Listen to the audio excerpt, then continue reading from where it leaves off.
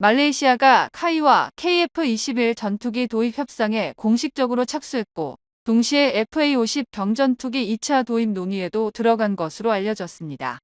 말레이시아 군사 매체 디펜스 시큐리티 아시아는 지난 10일 쿠알라룸푸르가 KF-21 보람의 전투기 도입을 검토하는 동시에 FA-50 경전투기 전력 증강도 고려하고 있다고 보도했는데요. 내부 사정에 정통한 소식통에 따르면 KF-21 도입을 위한 예비 협상이 이미 시작된 상태라고 전했습니다.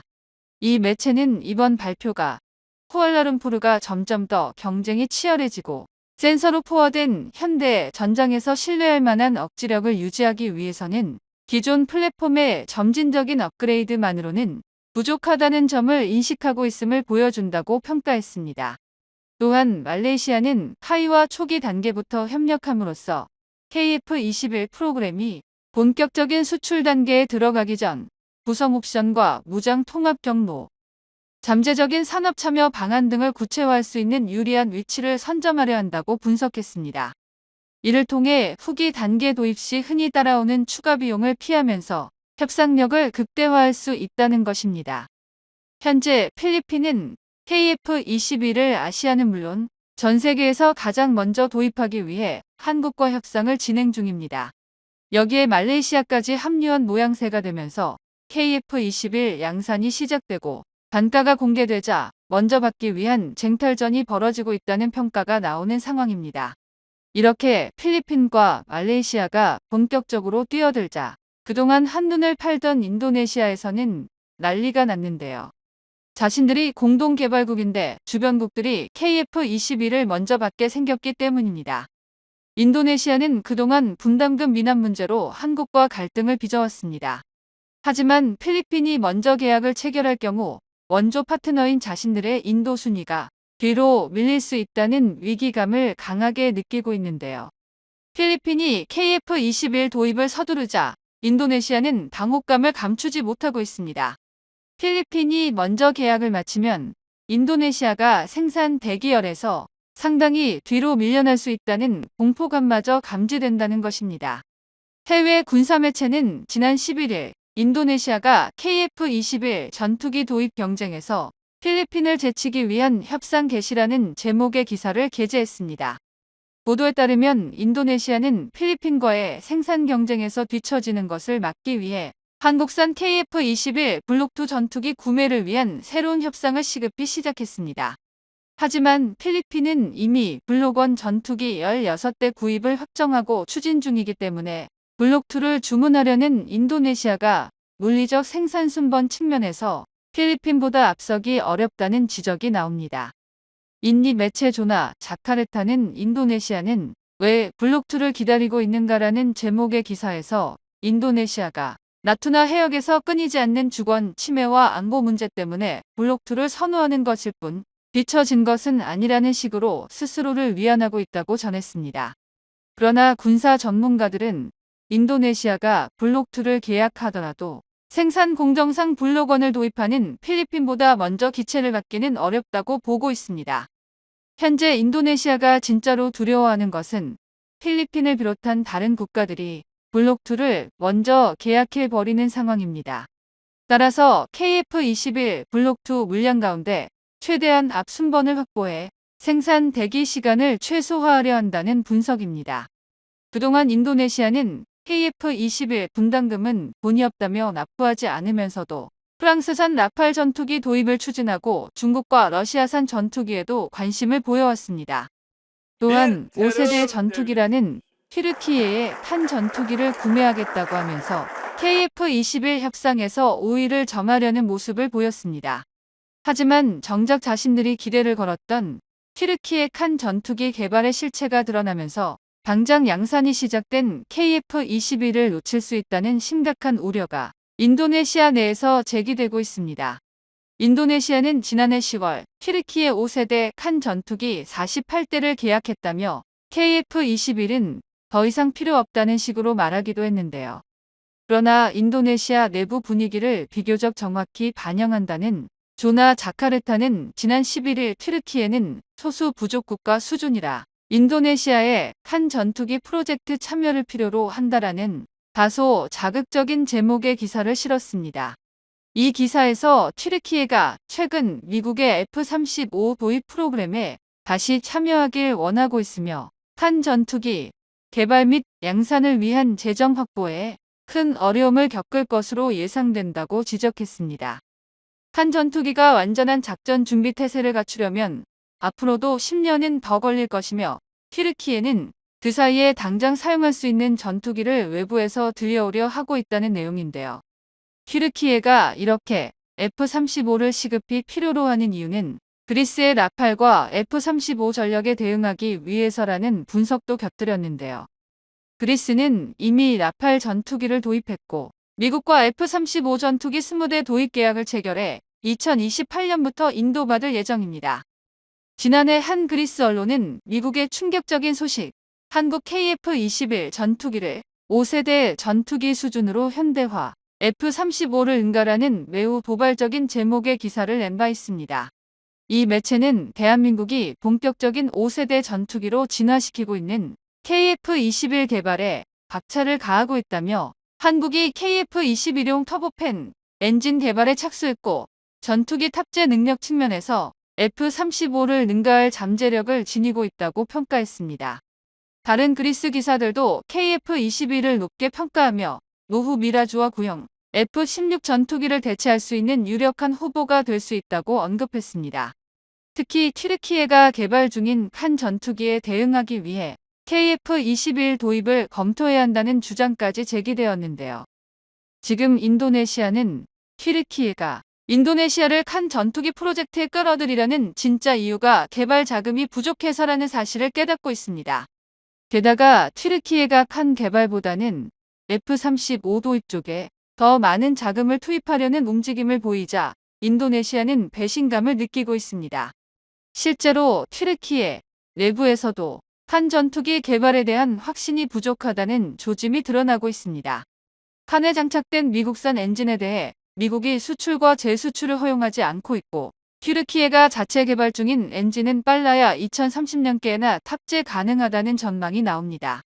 일각에서는 40년 넘게 국산 전투기를 개발하겠다며 시간을 보낸 인도의 테자스처럼 칸 역시 끝이 안 보이는 장기 프로젝트가 될 수 있다는 우려도 제기됩니다.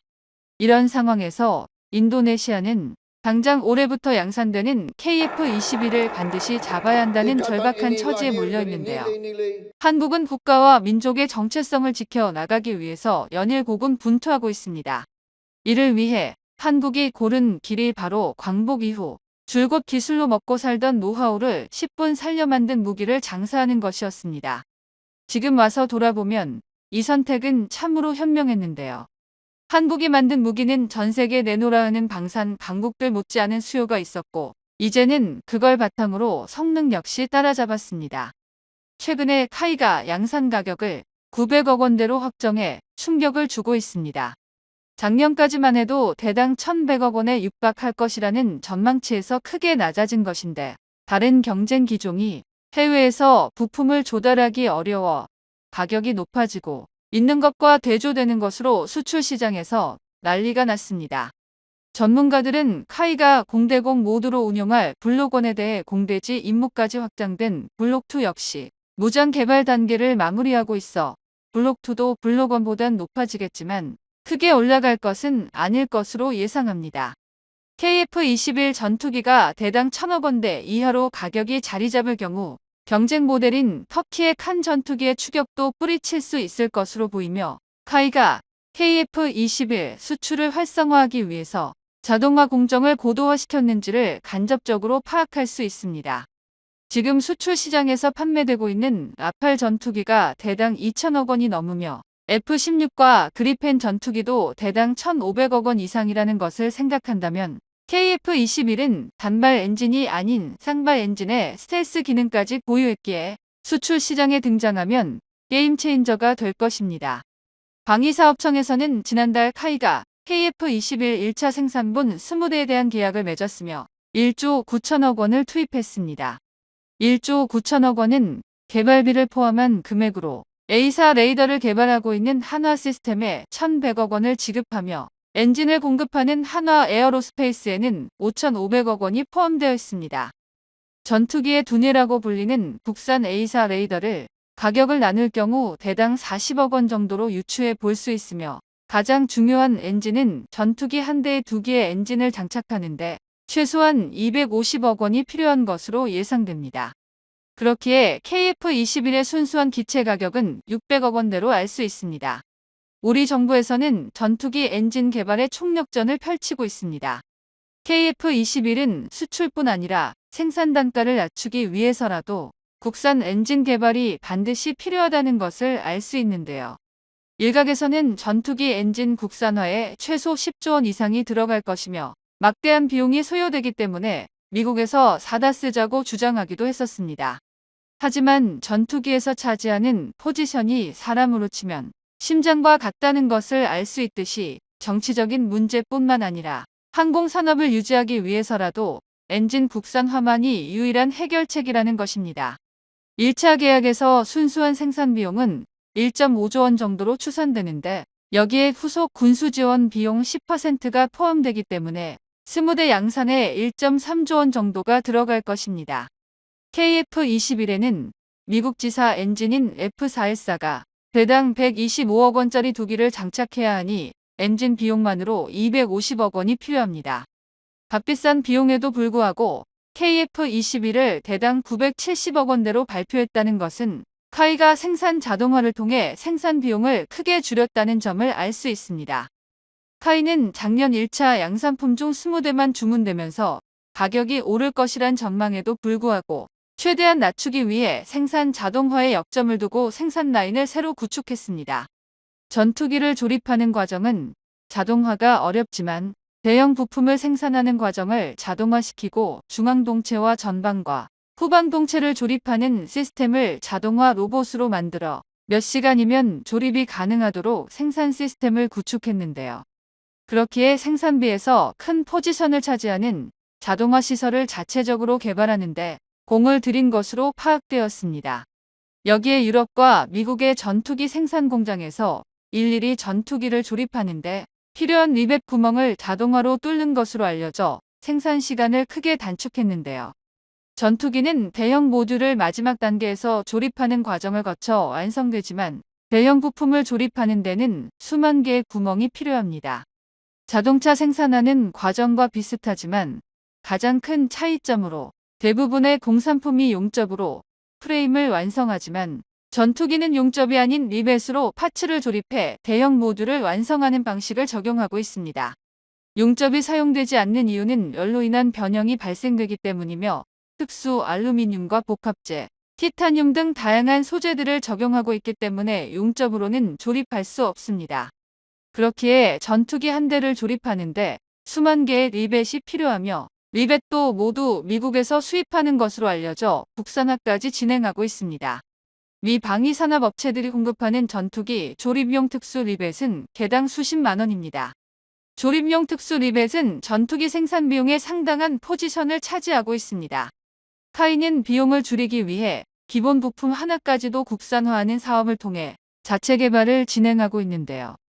그러나 부품 국산화만으로는 양산 비용을 줄이는 데는 한계가 있기 때문에 로봇과 공장 자동화에 필요한 핵심 기술을 지속해 확보하고 있습니다. KF-21 전투기는 2022년 7월에 초도 비행에 성공하고 지금까지 1,500회의 시험 비행에 성공했습니다.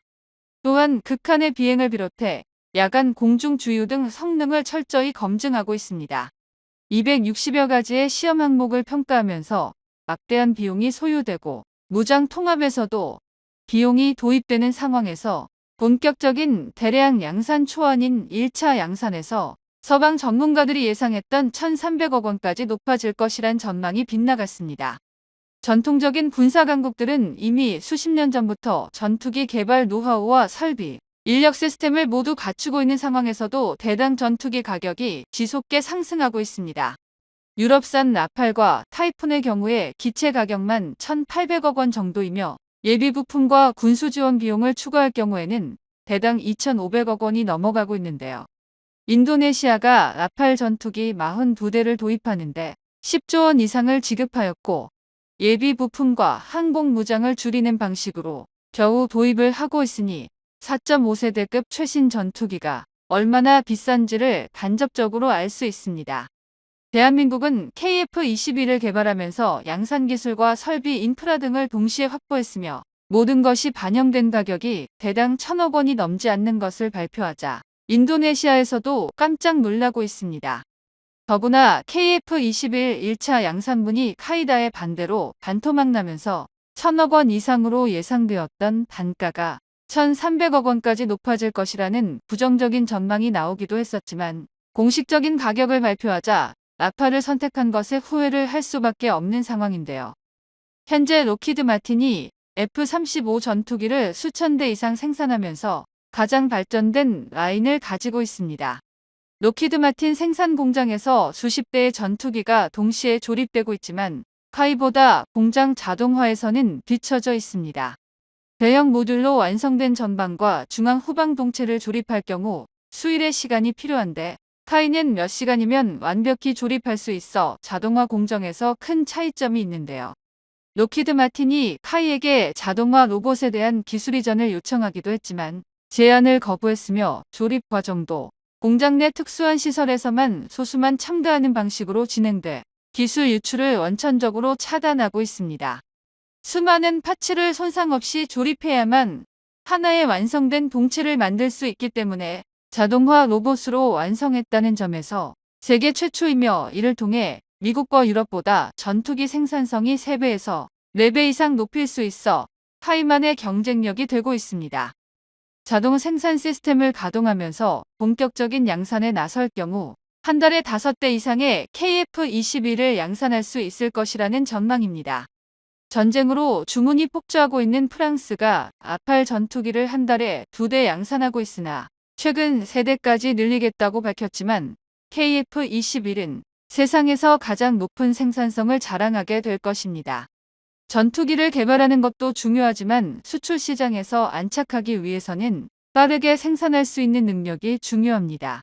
외신들은 FA-50 경전투기, 그것도 훈련기에서 파생된 모델만 미국의 도움으로 양산했었던 대한민국이 본격적인 전투기를 개발하는 데 성공하고 전 세계적인 물류망 붕괴로 인해 갈수록 비싸지는 전투기 가격을 크게 안정화시켰다는 데 놀라고 있습니다. 이번에 공개된 생산 단가는 카이다의 반대로 20대만 생산하고 있는 비용이며 만약에 40대를 한꺼번에 주문했다면 이보다 더 낮은 가격을 보았을 것이라고 아쉬워하고 있습니다. 앞으로 남은 추가 물량 80대를 한꺼번에 양산할 경우 대당 800억 원대까지 하락할 가능성이 높습니다. FA-50 블록 20이 대당 600억 원대로 알려진 만큼 강력한 성능뿐만 아니라 가격까지 전투기 시장을 한국이 휩쓸 것으로 보입니다. 그동안 우려되었던 KF-21 가격 인상이 이제 확실하게 공포를 한 만큼 F-16 전투기나 그리펜을 도입하려던 제3세계 국가들이 KF-21로 빠르게 돌아설 것으로 예상됩니다.